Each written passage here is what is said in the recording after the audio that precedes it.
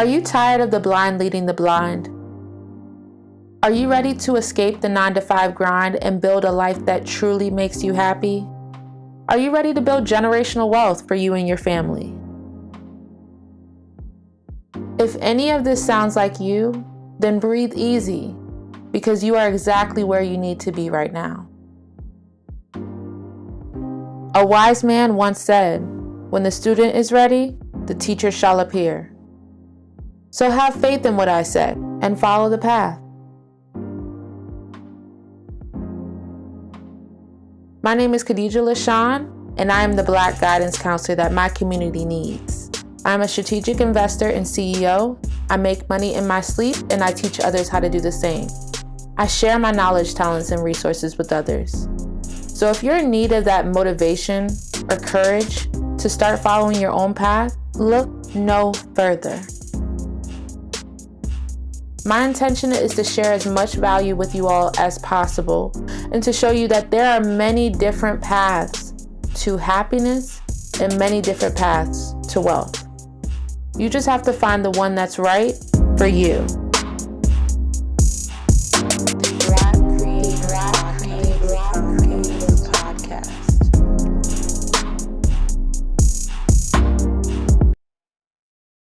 This is a powerful conversation I want to tell you about, but there was one time when I was a kid, I was like 13 or 14 at the time, and you had said something to me, and it was just like, what do you mean?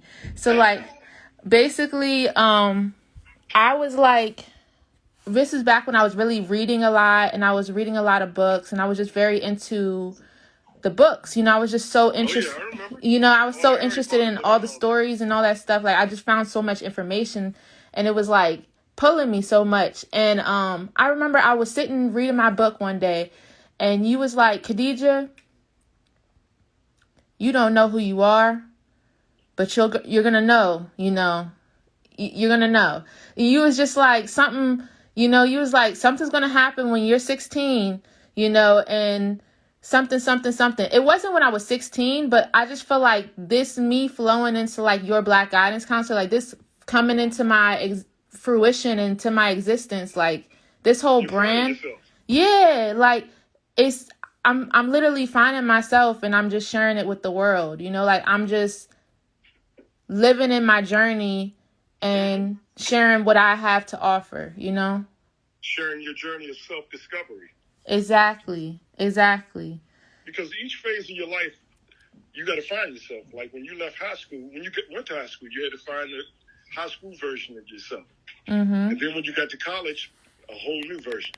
Exactly. Then after you graduated college, you went into the corporate world. You had to learn what that was about. Mm-hmm. And basically finding your footing at each stage of your life. Yeah. And now, like you said, now that you're on this mission, you're trying to find your footing again. Exactly. And because you're so used to it and you're not afraid of failing, you're going to find it without question.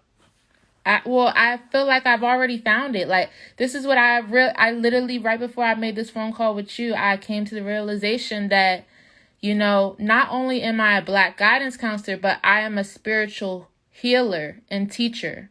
I that's who I am. That's something that just naturally, like, that's what it's like. Yes, I'm an influencer. Yes, I'm an entrepreneur. But even with that, overall, like, I'm a teacher. Like, I be sharing so much value, like. Exactly. And one thing I would advise you on too is you remember I told you about the Dream 100 list. Mm-hmm. Putting together 100 people who influence you. Yeah. And you should every day, when you're planning out, what you want to talk about in your podcast or in your shows, listen to one of your favorite influencers and get some ideas from them and just expound on what you learn from them. Exactly. Instead of always trying to, you know what I mean? And instead of trying to reinvent the wheel. Yeah. Take whatever information you can grab that really resonates with you and just roll with it. That's literally what I've been doing with this e-course. Is just like, I've been taking a lot of notes throughout my journey from other entrepreneurs. Like, I take really good notes. So like, this e-course is literally me sharing all the stuff in my notes, like all the stuff that I learned, You know, like, that's awesome though, for real. And it's like, the whole making something out of nothing, you know, something that somebody else would throw away, some piece of paper that somebody else would throw away. I'm making something out of that, you know, so exactly that. It's changing perspective and realizing the abundance that's around you, like all the opportunities that are around you. And something as simple as, oh, I'm drinking some Essentia water, you know, during my live. I could reach out to Essentia, tell them what I'm about, and see if they want to sponsor me. You know, that's another stream of income right there. You know, like, this is true. Especially as you start to get a large number of people showing up for your podcast on a regular basis. A large number of subscribers, really. Yeah. Actually, you probably don't even have to have a huge amount of people at any given show, just as long as you can have a lot of people that have subscribed. I don't think you can subscribe on there. I don't know if you can. Oh, really? Because I know on Apple I can't. Apple Podcasts you can? Yep. Okay, then I'm gonna get on. Then I'm going to get on Apple Podcasts because I feel like my voice needs to be heard and my gifts need to be shared. And Dad, like, you're one of my gifts. Like, you are one of my gifts. Like, everything I know, everything I think, my belief system, like, everything is from you. You know? I wouldn't say everything. A lot of things are from you. That inspired you, you know? Yeah. You definitely did. Don't take credit from yourself, too, though. Well, no, I'm not. I'm just saying that I do appreciate, like, you being so open with us and letting us form our own belief system. Like, just that itself is so valuable. And a lot of people don't have that experience. Oh, yeah. And that's why I wanted y'all to have it. Because when I grew up, it was the opposite. Everybody wanted to tell you what you're supposed to think, you know, what you were supposed to do when you grow up. And, you know, all they did is made a lot of doctors who were crackheads. Mm-hmm. They followed, you know, their parents wanted them to go to medical school, so they went. And they made it, became a doctor, and they hated it. Yeah. So what's the point of that? You know what I mean? Mm-hmm. They could have saved themselves a ton of money trying to figure out what they really wanted to do, and they probably would have succeeded at a higher level than they did in medical school. Absolutely, because if they had followed their own path, something else would have fallen into place, you know, like, exactly. It's no one way to live your life. That's why I really do feel, there was something someone said to me, well, not to me, but like in an interview, he was like, imagine your life is like a Waze, right? So instead of trying to, like, basically, okay, say I'm trying to get to the mall, right? If I'm on my way to the mall and Waze says turn left, but I don't turn left, instead of turning around and trying to figure out how to get back to where I was, just redirect from where you are, you know? Like, sometimes what I do is just stop. Just stop what you're doing?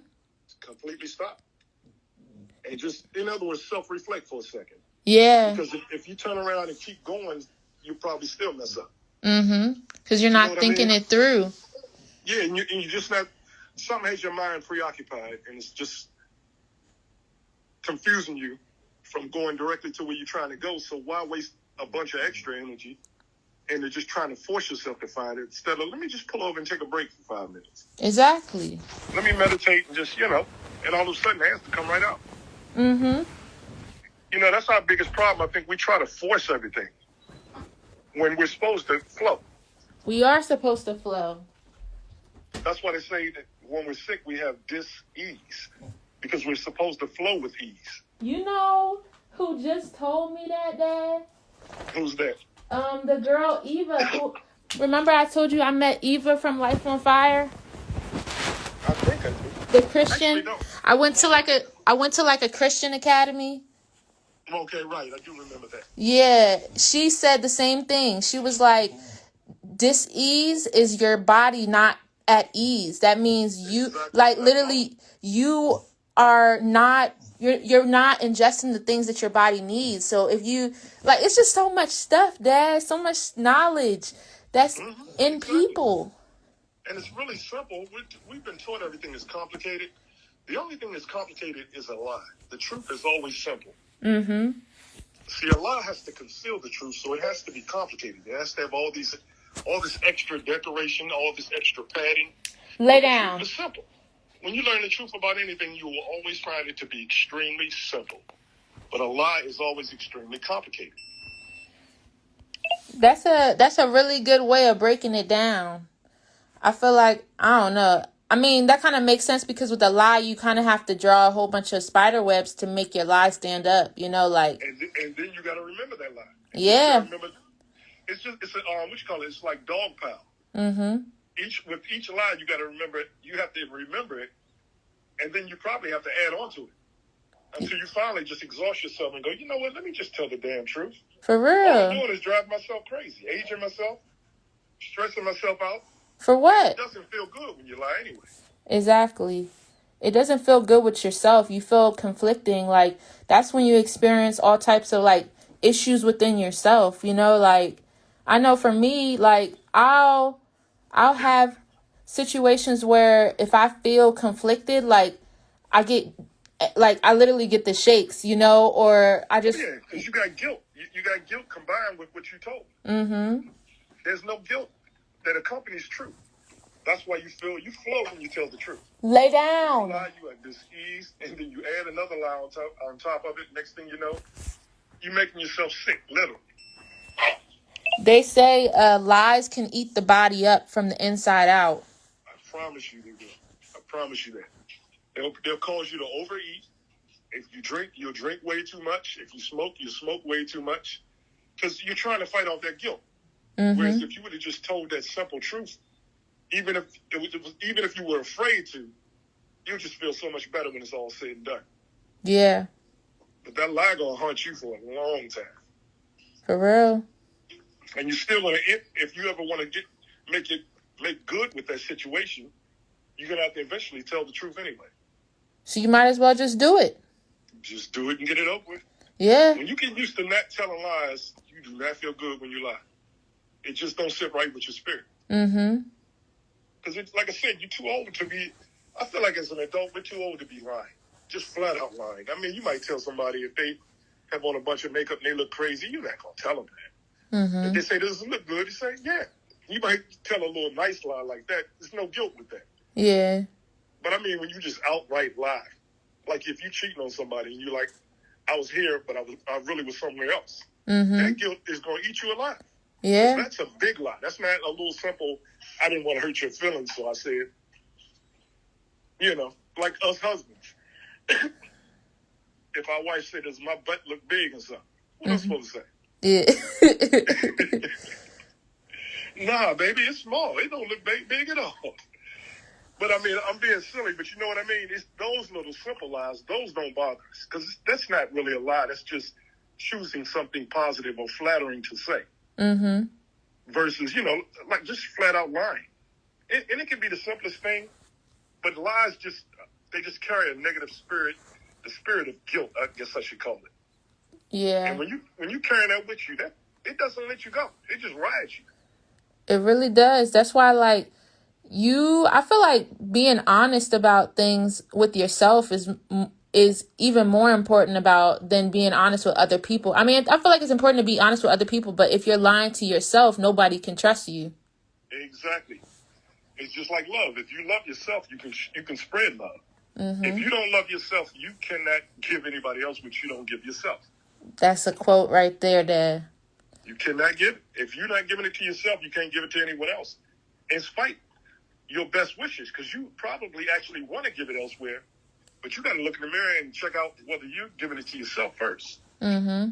That's where Louise Hay's You Can Heal and all those books she have in that collection, they are a big help because every day we should be doing some kind of mirror work to just remind ourselves of how important we are, how special we are. All those things matter so much, and it seems real simple. But if it's so simple, why don't we do it on a regular basis? It's not a habit. We haven't chosen to make it a habit yet. But exactly. But we can choose differently. What I was going to ask you, Dad, is when you say mirror work, what do you mean? It's when you do affirmations in the mirror about healing, affirmations about yourself being special, telling yourself positive things. I'm not going to give you the whole spiel because it's a book you really should read. What's it called? It's an audio book. You Can Heal. You Can Heal? Mm-hmm, by Louise Hay. Louise Hay. Exactly. Okay. I'll listen to it. I might even have the audio book. I'll let you know.